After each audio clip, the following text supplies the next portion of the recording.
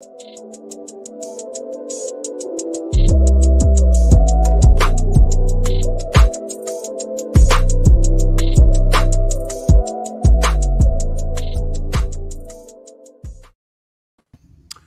everybody. Welcome to Coshun Cast. I'm Craig Coshun, along with the premier producer in the state of Wisconsin and the upper Midwest, James Stewart. How's that for an intro? We are live, my friend. This one will be recorded and saved forever.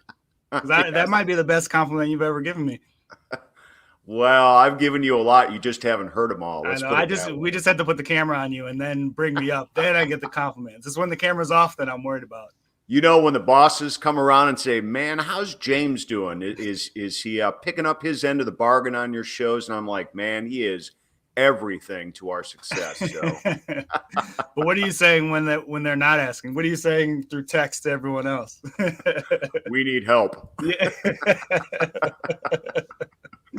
No, it's all good. It's all good. We're going live right now. I don't know if that matters to anybody but us, but a little extra set of nerves. We're still in the infant stages of getting this podcast going, and you know, it's a fun adventure so far. I mean, we're just talking about Wisconsin sports, giving our 2 cents, and maybe we can bring some other people into the mix. Who knows, right? Yeah, I mean, it's episode 7 for us, so we're kind of trying to hit the ground running and get out and get live and see what happens there, and hopefully we can get some comments and, you know, get some people involved.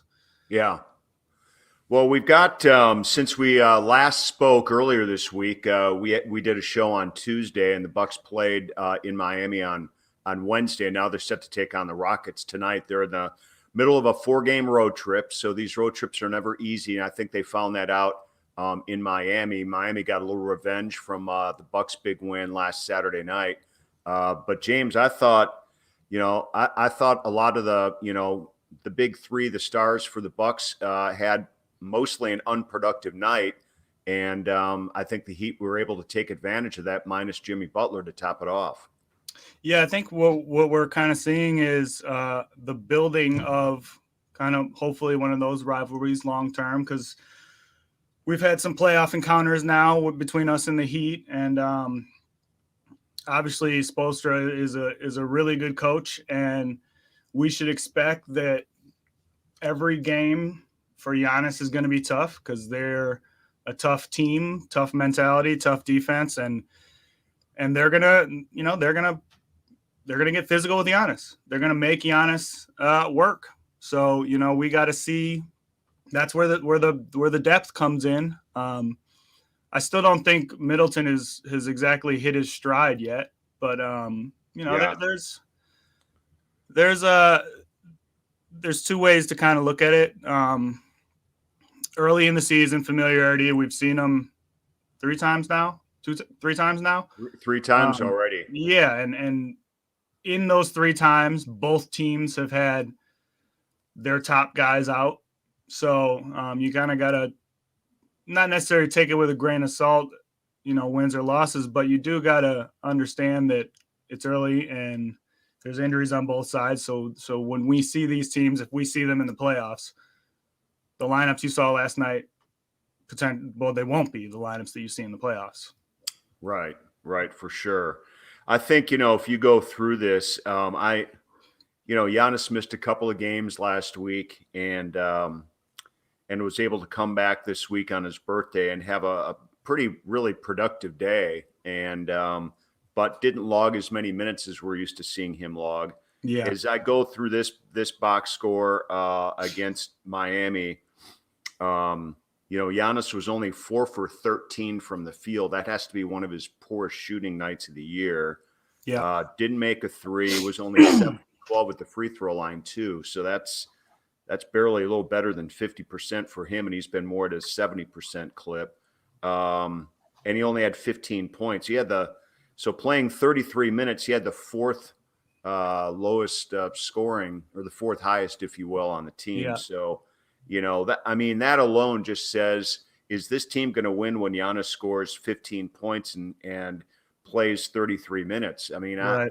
I don't know. You know, right now they're not they're not extraordinarily deep in production. I think that's maybe one of the big topics right now that you can look at the Bucks with.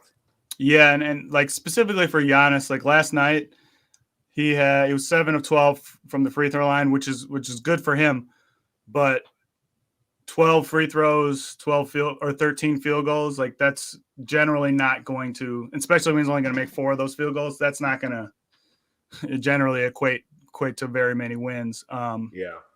And you know, the other thing too is when they have PJ as the kind of primary defender on Giannis, I also kind of wonder too, like PJ knows the system, right? So he kind of knows he knows where everyone's going to be. The base system hasn't really changed. He kind of understands how they use, you know, the dunker spot and all that. So he's going to have some advantages there. And, you know, regular season, they're not going to want to show every new wrinkle to a potential playoff opponent. So you hope Bud's got some stuff that potentially PJ, who is obviously a great defensive mind, can't share with his team come playoff time. Right.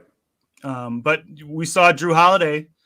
Drew Holiday's had a string of good games where offensively. So that, you know, that's pretty encouraging. He's kind of had a hot and cold, slow start to the season. Not that we don't really look at him as, you know, as an elite scorer. Obviously 27 is not going to be something that we're going to see a ton, but, you know, hopefully that's a matchup that he can kind of take advantage of in this game. And then, you know, another quiet night from Grayson, as well as a quiet night from Pat. You know, we were talking a little bit offline. Speaking of Pat, just the bench matchup. I believe it was, what did I write down here? It was 16 to 40 in points for the bench, which obviously is an issue. I guess my take on that would be, even though we are now relatively healthy, and if you know, the fact that we've only had Brook for one game, you can kind of just assume this team is how they're going to operate without Brook until whenever he gets back. But whenever he does get back, to me, that pushes Bobby to the bench, and now you're 18 points from the starting go to the bench, and that, you know, that boosts that number a bit. But it is an issue, like, you know, 40 to 16, and we've had a couple games this year where the bench has been outscored. You know, and we keep saying that they're a deep team, and they are, but it's just a matter of, I think they're still trying to work those rotations out, and what the bench is actually going to look like. You know, even if you look at the shot selection on the bench, Pat took 8 shots, and then Smart took 5, and he was 1 of 5 in 11 minutes. Like that, you know, that's not something that usually a guy of his stature, he only played 11 minutes because he was 1 of 5 in 11 minutes. You know what I mean? Like, right, it's like you're not going to see the floor very much as a end of the rotation guy if within the first 11 minutes you're chucking up 5 shots. Well, unless they're going in. I also think too, you know, with this bench topic we're talking about being, I think, pretty relevant. I mean, their bench is, I think, as a whole, just is capable of producing more, depending upon who is coming off the bench. And yes, they've made some new additions to the team in the last week or so by adding Cousins and Matthews. I just wonder when, you know, maybe a guy like Matthews, when Wes gets his legs back underneath him, and maybe, you know, can he play 15 to 20 minutes a game? Is he better suited to replace Grayson Allen in the starting lineup? So you can get maybe a little bit more offensive production out of Allen. I think, you know, with Allen being in the starting lineup all season long, with the big three finally coming back and being there every night, I think it has limited his shots, inability to take shots by starting out with that unit, maybe being on the floor with that unit a lot. Now, you look at him and you say, you know, he's in shape. You know, he's a good defender. He's a good scorer. But is that better suited to come off the bench with a guy like, you know, Pat Connaughton or something? Right. I mean, it's going to be, I think, I don't know. I think you have to explore a little bit, what it's going to look like. And, I'll be honest with you, you brought up Brooke Lopez, and when he comes back, Bobby Portis going back to the bench. First of all, we don't even know if Lopez is coming back. I mean, I don't know what back surgery usually means other than it ain't good, And especially not for a 7-foot, 300-pounder. Yeah, and I don't mean that sarcastically. The guy's been around the league a long time now, and it's a lot of pressure and stuff. So, we shall see. But you know what? Even if he started rehabbing in the next month, for him to come back and do something, he's missed 3 months of the season basically now. Well, and the interesting too, like, yeah, you're right. Like, we have no idea what, if he comes back, what it would be. But the Grayson Allen Matthews thing is a little interesting, because just in our last show we were talking about how they're adding guys and kind of gelling and still hitting their stride, which we say that because that's what was happening, but you have to obviously understand that Cousins and Matthews knows the system, but he's still working into his role. Cousins still working into his role, still working, learning the system and whatnot. So those guys are going to have some off nights. But yeah, now that you mention it and I think about it, it makes complete sense that Grayson loses opportunities, because at this point, 10 games or 11 games with Chris, Giannis, and Drew, like, that means that they had 16 games in which at least one of them was missing. Right. So that's just looking at last night. If you take one of those guys out, it's either 13 or 17 shots going away. Yep. So, that completely makes sense that Grayson is kind of seeing a little bit less, and now his opportunities kind of are a little more impactful. I guess he's now ending up in a similar role to what Pat is. Pat's going to have 3-point nights, and he's going to have 17-point nights. You know what I mean? Like, it's just going to be a matter of, are you hitting the 8 shots that you get tonight? Yeah. Well, and I think we could have gone and crunched some numbers and stuff, but sometimes just talking about these topics like this, it just stirs your mind a little bit.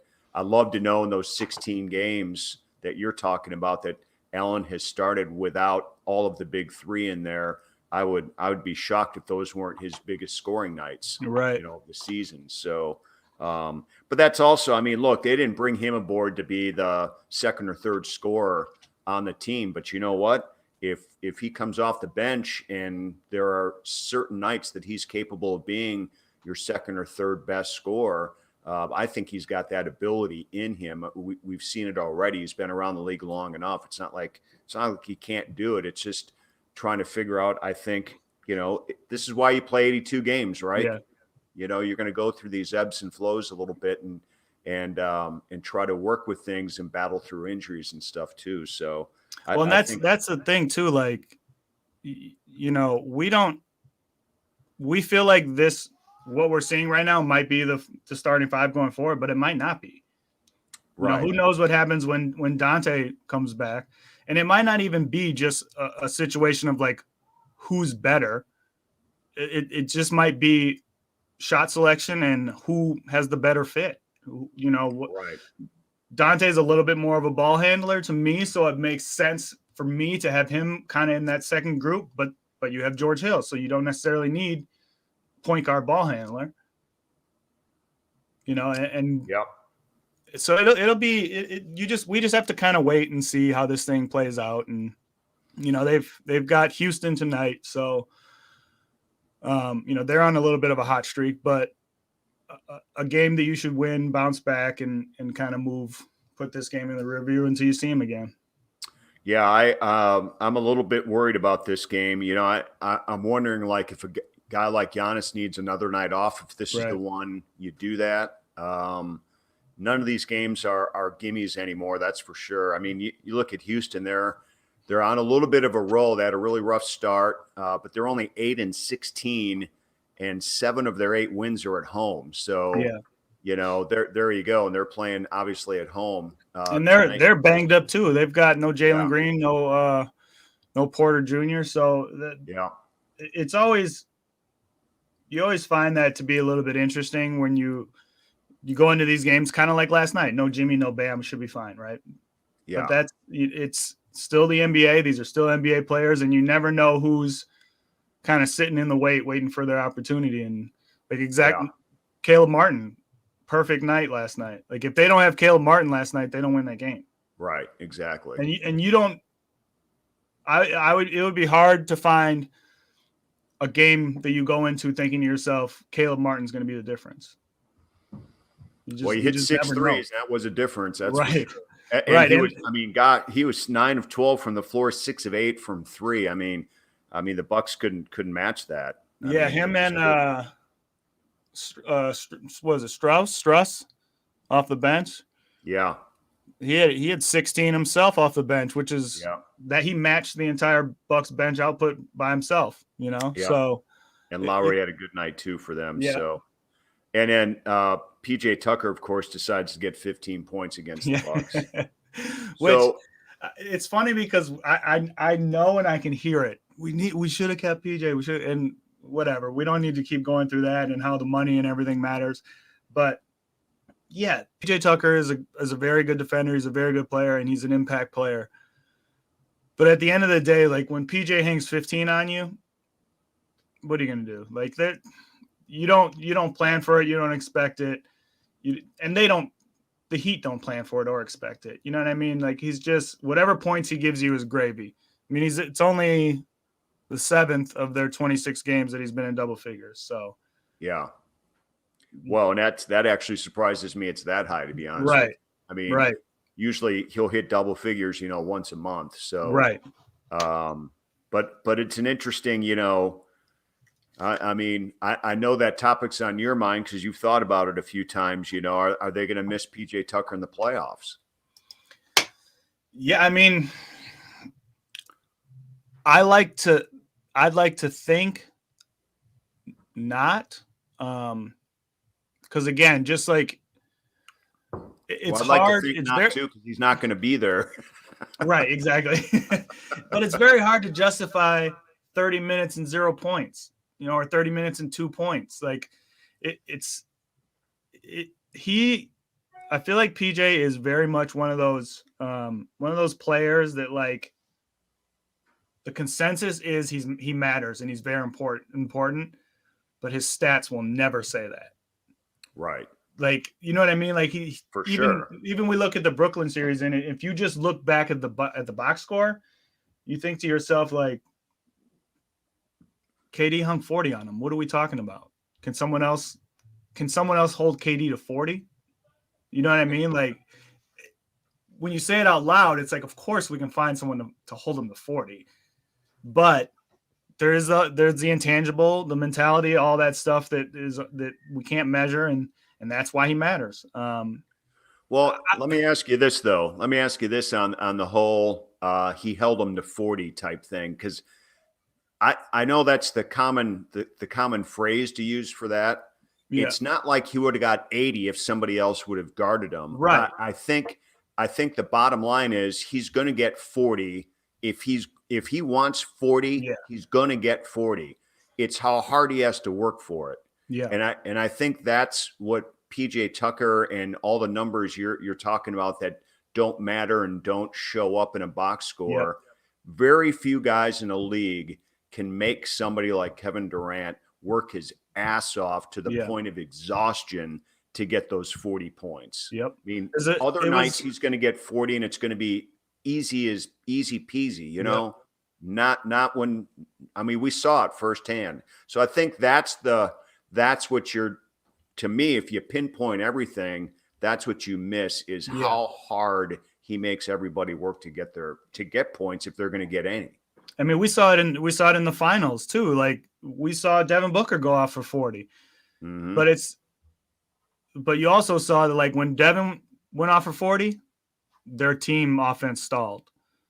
So you're right. It's about how hard you have to work to get those 40. Because those guys, Devin Booker, Kevin Durant, whoever. Those guys are going to get 40 if they want 40. It's But almost like PJ can make these guys shoot, and if yes, they make it, they make it. But he's not letting them get the rest of their offense in a yeah, flow. it's almost like it's like a mind game. It's like, Yeah, I'm coming in here to stop you, and I'm going to tell you that you're going to hang 40 on me, but you're not going to realize that your 40 is going to mess up the entire rhythm of your team right. because you're going to have to work so hard to get that 40. And that, again, from like watching it in the moment, it felt like he is doing an amazing job, right? And then you look at the box score and you're like, man, like we can get someone else to do this. Yeah. But that's the intangible stuff. It really is. It's baffling, really. Like, it's hard because when you get into, specifically here in Wisconsin, when you get into this PJ argument, it very much feels like a passionate argument, because if I wanted to, I could bring stats galore that would just say he's replaceable. But that's the point, is the stats are like, they're not telling the story. You know what I mean? Right. And that's what we see from PJ. Like,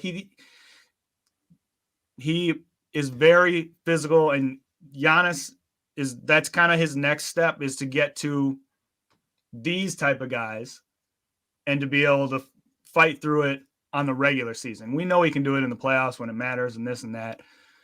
But on a Thursday night in Miami with 2 stars out, that's where PJ reminds everyone that, like, he still comes every single day. Right. Well, and one of the things that I had thought about too is why they didn't re-sign him. I think at the time you're thinking to yourself, is he worth $8 or $9 or $10 million a year, even for 2 years? Right. Well, then you have to add the luxury tax on top of that. Yeah. Then you're talking about like 30. Right. And so I don't know. I mean, it's the more we talk about him, and the more I think I am going to miss him Right. come playoff time. But I really do. I think overall, I think the biggest thing, when I answer this question to people, because we get it a lot from fans that come out and hang out and stuff. We talk a little basketball before and after our games, and a lot of people ask about that. And I think the way I counter that is, this Bucks team is got such a large core of who won that championship that's back together, and it's going to still be together. I think that alone can overcome the absence of one really good defender. Yeah. I really do, because it's not like the Bucks are a bad defensive team. I mean, they play pretty good defense. But come playoff time and lockdown, maybe somebody rises to the occasion on this team, and we're not sure who that person is right now. Maybe Wes Matthews, if he's healthy and feeling great come playoff time, is that guy. Maybe Grayson Allen is that guy. Maybe they don't need him to score more than 9 points a game on this particular team. Maybe they turn him into an even better defender. I think the potential is there. With this core, though, who has won a championship together and has returned, to overcome something like that. I guess that would be my best answer for, are you going to miss PJ Tucker or not? Well, and I guess my argument would be, whoever assumes that defensive role has a much better chance of also scoring. Whoever on this team kind of fills that role and has to play those minutes and play that main defense has a much better chance of putting up a 30 minutes and scoring 10 points than PJ did. So hopefully kind of that's the balance of it. Yep. I mean, it sure might be. I mean, we're still young into this season, so it's an interesting topic, and it becomes interesting because we played the Heat 3 times already. Yeah. And I don't even know how many games we're into the season. 25 or 30 games, and that's a lot. That's the other thing about the schedule that I don't understand, is why we're going to be done with the Heat, for the most part, so early in the season. We haven't faced hardly anybody yet in the league, it seems like. So you have any like I'm excited to see what the Bulls bring when Yeah. the Bucks match up against the Bulls, but that's still way down the road. And that should be a fun. I mean, we talked about it a lot, my dislike for Chicago. So that should be a fun little series. They've got some nice players. I mean, DeMar DeRozan's playing kind of out of his mind right now. Zach LaVine, obviously up and coming. Lonzo Ball is turned himself into a shooter. Yeah.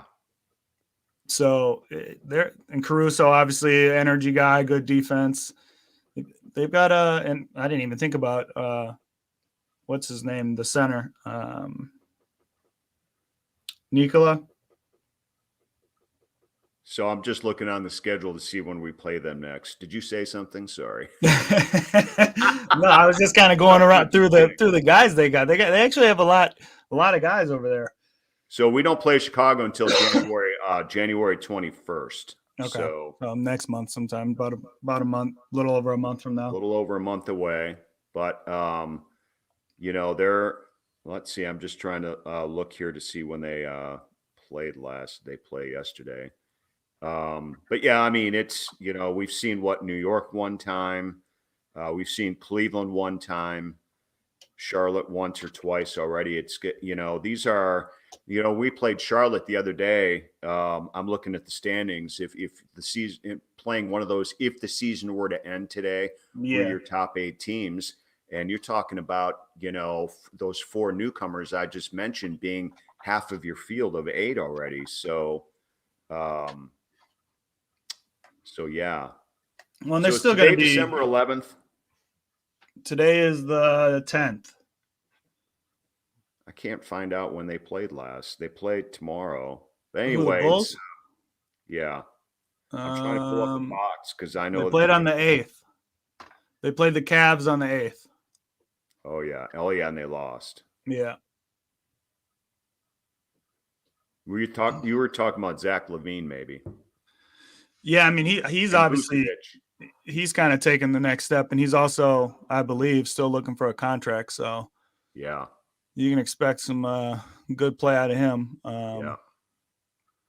But Nikola Vucevic is who I forgot to mention, who I feel like was buried in Orlando and forgotten, and we kind of forget how effective this guy is.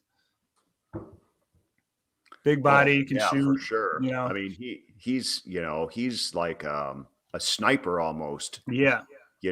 Every time you play him, you're like, yeah, we know he's there, and then the next thing you know, he's killing you. Yeah, I think he had last game he had 18 and 12. So yeah, doing what he does. All right, yeah, so they'll be an interesting team. I do. I think I'm looking forward to some of these matchups that the Bucks don't have until halfway through the season yet. So, but hopefully they can take care of business against Houston here tonight and get back on the winning track.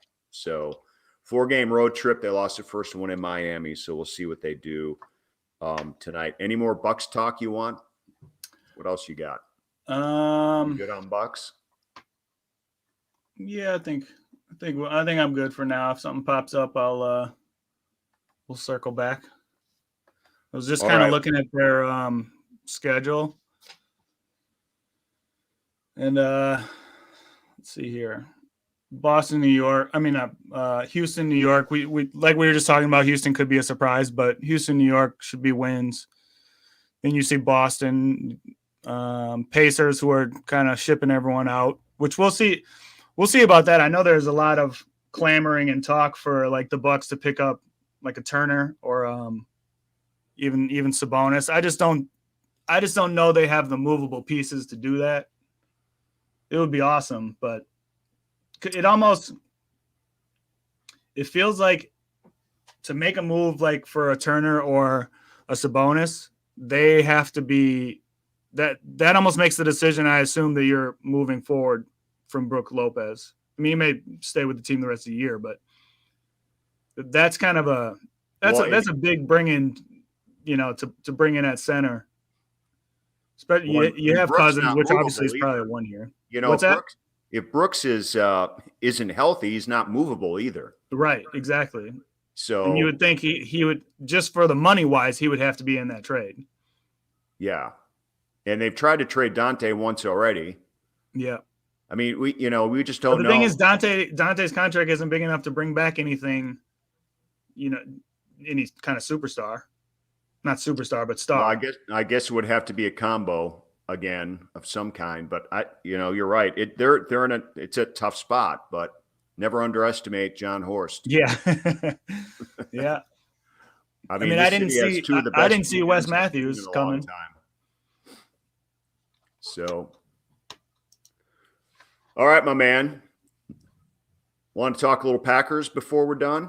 Yeah, we And then got I've got a shout out. I'm going to talk about a little bit of college football playoffs. why don't we go with that?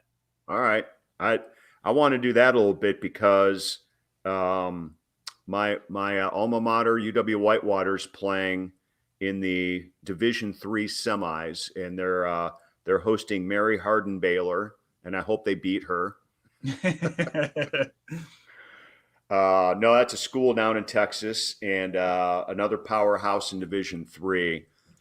But I mean, we're talking about a shout out to all divisions except Division One football, who somehow manage a 16-team playoff, and it's okay to finish the season every week straight through December for the most part and crown a true champion. Whitewater's been lucky enough to be, I think, in 8 or 9 championship games. They've won 6 of them. And I think those guys are, there used to be the argument of student athlete and whatnot, but what's being done online now, right? We're all in that post-pandemic era anyway. But I really find it refreshing to follow that. I find it not so refreshing to continue to, hear from Division One. If we expand our format from 4 to maybe 8, it won't be until 4 or 5 years down the road from now. Yeah. I mean, stuff like that doesn't make you excited for being involved in this and trying to get on board and jump on the train. And it's frustrating to me. Admittedly, kind of college sports outside of like March Madness isn't something that I religiously follow, mainly because I feel like after the first Wisconsin loss, there's no point. Like, yeah, yes, I want them to have a good season and I want them to get a good bowl, but national championships out of the question. You know what I mean? And that's kind of the problem with this 4-team playoff is, yes, it was an awesome step forward, but it was kind of like one of those step forwards that the next step should come pretty soon. Like, because the fact that it feels like of the 4 teams, 2, if not 3 of them, you can pretty much guarantee at the beginning of the season. right. And there's going to be undoubtedly a team with less losses that doesn't get in because strength of schedule and this and that. And I understand that there's so many college teams that it's got to be hard to get kind of an honest champion, but also someone's being paid to do it. So figure it out. Yeah, I mean, look, it's not that hard, and I know things come down to money, and I know things come down to politics, and you hit a good point. I mean, if there's only going to be 4 playoff teams, who 2 of them are going to be for sure going in, at least one. I mean, It doesn't matter at all from beginning to end what Alabama does; they're going to be in there, right? And their strength of schedule wasn't, a whole lot better than anybody else's when it comes down to brass tacks. And then to say, 10 weeks into the season that Cincinnati's unbeaten, had already beat Notre Dame there earlier in the year, that their strength of schedule is still too poor, and there's no way, even if they're undefeated, that they should be in a Final Four. Like, why? Then why am I part of this league? Why give me a different league? I don't know, like make another division, 1A or whatever. But because it's just not. It's not. I guess it's just not fair. Like, what are they supposed to do about it? They're outside of their conference. There's only 1 or 2 games that they can schedule. And if Right. they And they win did. those 2 games, Yeah. that's all you can do. That's the only bolstering of your resume that you can do. Otherwise, you beat up your division and win your division and go home happy that you won your division. That's it. Right. Right. Yeah, and I mean, they're in a situation where this Final Four may be a little bit more Yeah. refreshing than ones in the past because Michigan, and Jim Harbaugh's team finally made it in there. But I mean, who's rooting for Michigan unless you're from Michigan, specifically from Ann Arbor, Right. So they're not going to get a lot of national. Ooh, I really hope Jim wins one. I think everyone's hoping Cincinnati's going to pull something out and show why they're worthy of being Yeah. there. But Well, I think that is one of the the magic aspects of college sports, though, that I feel like as a fan, like as a casual fan, I'm just always constantly rooting for the underdog because I want the system to be turned upside down. Like I want Cincinnati to come through and run and win and just to shut everyone up and maybe think, okay, maybe we got to expand this a little bit and get a couple more teams in and see what happens. Because that, like, March Madness is the best games are the upsets. The only ones that you remember and care about are the upsets and the championship. Right. Like, so that is the nice thing about college sports is that there are so many and that it can happen at any time. But it is frustrating, just again being a Wisconsin fan, just feeling like going into the season, it doesn't really that's not even like an attainable goal. It's amazing to me after all this time of having a college football 4-team playoff that it resembles nothing to what the basketball championship tournament does. It resembles absolutely nothing, even to the point of the schedule where they're playing games on New Year's Eve day. They're playing their 2 games back to back. That's great. That's going to be an entertaining, hopefully, day of football. But then to wait 2 more weeks before you play your championship game is absurd. It takes your momentum away. And in the college basketball championship, the Final Four, is played on a Saturday and a Monday. So whoever advances to the championship game after Saturday has 1 day to get ready for a championship. And these guys have 2 weeks or more.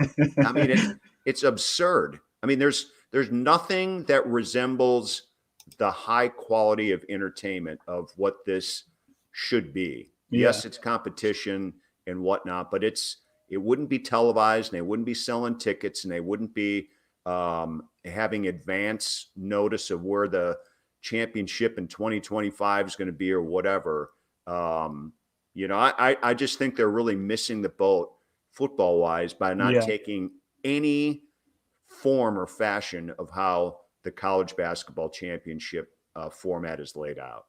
Well, it feels like college football is a brand-based system, which is why, I mean, obviously in recruiting it is, but in their playoffs even, they want to make sure that Alabama and those teams are there. But college basketball is more so like the tournament. You're always looking for the darling. You're always looking for the next Steph Curry Davidson to come out of nowhere and show up. It doesn't feel like you're looking for that for college football. No, you're just looking at who all the number 1 picks are going to be, who's going to the pros teams. And, the funny thing about it is Alabama's there every year. Clemson was there for a pretty good stretch, and now is out, but Georgia's there now. So this is still all SEC and whatnot. And then, now you got, seems like you're lucky to get somebody out of the Big Ten anymore. And we all know who's going from that at this point. It's basically Ohio State, Michigan made it this year. Penn State's had a run at it too. So and it'll be interesting too, like with the whole addition of the, allowing these guys to make money off their name, image, and likeness. You would think that come bowl time and all that stuff, like, again, the brand is going to matter. You have a better chance of getting that deal in Alabama than you do in Cincinnati. I mean, you're probably still getting a good deal in Cincinnati, but Yeah. You get what I'm saying? Or Oh, yeah, for Wisconsin sure. or wherever. Yep. Alabama, those teams are going to be able to, SEC teams, those teams are going to be able to continue to stock talent now even more because of that. And don't get me wrong, I'm in favor of it. I think the players should make money on whatever, especially their name, image, and likeness. They should make whatever they want on it. But it is going to change the dynamics of college football for sure. Yeah. Or it is. further reinforce them, I guess, not necessarily change them. Well, it's just undeniable because it's just, I mean, it's inevitable. It's going to definitely transform it that way for sure, Yeah. which is, it's good, I guess, because these guys deserve it. But then when competitive spirits come around, it's going to be, that one. I wonder what'll happen come draft time though. Like, are we gonna see commercials of guys going into the draft? Because you would think, like, let's say Gatorade, if you have the guy that has the potential to be the number one pick, you want to keep pushing for him to be the number one pick, right? Yeah. So there should be some extra influences on drafting this year, which will be fun. Yeah. Good point. Either that or they might elevate some busts. They might have a great campaign behind them, but not ready. Yeah. Well, we shall see. It's anyway, that was just a topic that I thought was worthy of a little bit of discussion. We hope obviously Whitewater, can advance to another Stag Bowl, and that would be next Saturday. So we'll see what all happens out of that. They're having a great year, and that, by the way, if you get ESPN Plus, that game's on TV Saturday at 2:30. So are they playing? Who are they playing? Mount Mary? Is that what you said? Mary Hardin Baylor. Who is the team that there's another team that's like there almost every year. Mary Hardin Baylor's usually there every year. Whitewater's there every year. Okay, so maybe they're who I'm thinking North of. Central won it last year, and there is another team there. I can't think of it off the top of my head. I don't have the bracket in front of me, but either way, good for Whitewater, Ohio. man. They're from Ohio. Good for Whitewater, though. They're showing the D3 strength of Wisconsin. I know there's people going, it's. Try to look it up real quick. So it's NCAA Division III football championship. Oh, we got our first comment. See, somebody's watching. And it feels pretty factual. Oh, James is the man.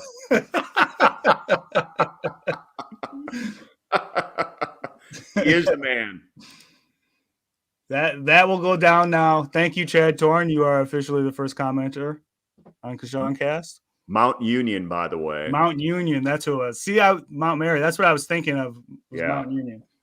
I'm sure Chad was going to answer that question for us too. I feel like he put in all the information. He wasn't going to answer it for me. He was only going to answer it for you. He put in all the information needed. I'm surprised you took that off so fast. That's because I wanted to put up this one. Oh, okay, great. All right, so you've got like a little Ponzi scheme going on over there. What's going on? All this is for me to feel cool, okay? So here's the thing. Now I'm looking at this, and I'm like, all the comments start under your picture. I don't even have a space for a comment under mine. So all mine aren't even making the air right now. This is a setup, if you haven't realized. This is for all the times that you ignore me on the air. I just want to keep reinforcing. Did you say something? Man. Exactly. This is what James and I do. I'm in a loud arena. I've got double earpieces in, trying to drown out, the music and the crowd and all that kind of stuff.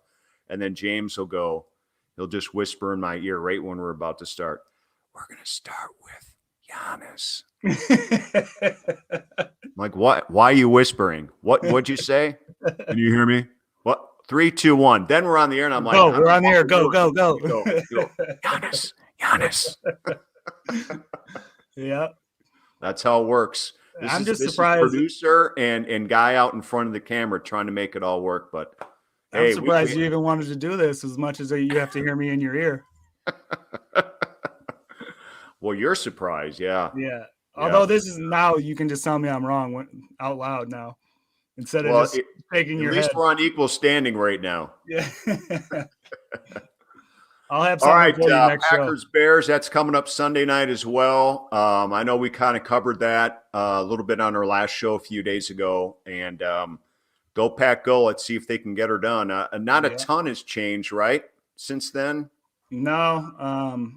No one's coming back yet.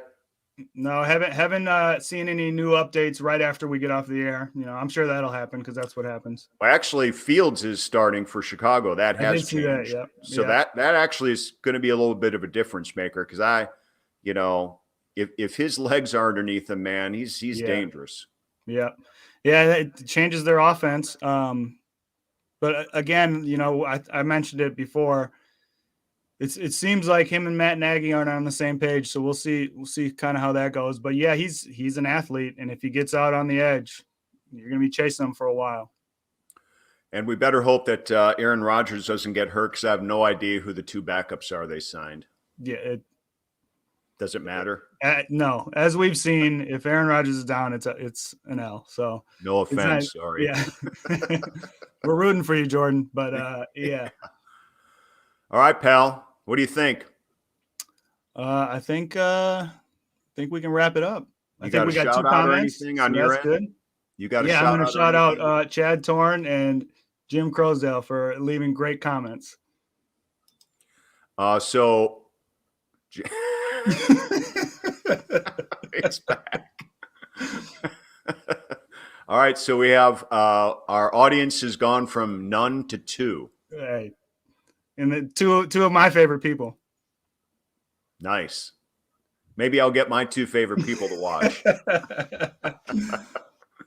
All right, pal. Well done. We're live for the first time. I know everyone else is going to watch it outside of Chad and Tom are going to be doing this on record. So that's okay. It's fun. And we'll be back early next week. Maybe Monday or Tuesday, right? Yeah, I think we're gonna kind of mess around and experiment with the live thing, and hopefully get a live show like once a week or something. We'll see what happens. We got to work on our schedule, and we still obviously have to follow the Bucks for work, and see how it works out. But it was fun. Good deal. All right, this is our first live one in the books, and we hope everybody has a great weekend. A lot of good sports action going on this weekend, so enjoy it, and we'll talk about a lot of it next week. See ya. For James Stewart, I'm Craig Coshun. This has been Coshun Cast.